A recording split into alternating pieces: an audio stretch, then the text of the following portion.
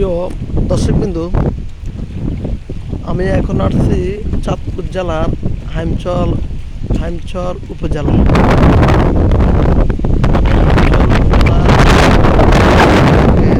আজকে নদীতে অনেক ঢেউ।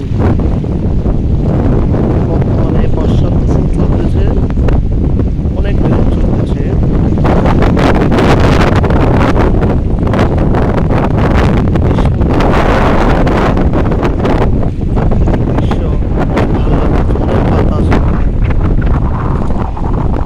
আসলে আপনার মনটা অনেক ভালো হয়ে যাবে। গ্রাম্য পরিবেশ কি সুন্দর।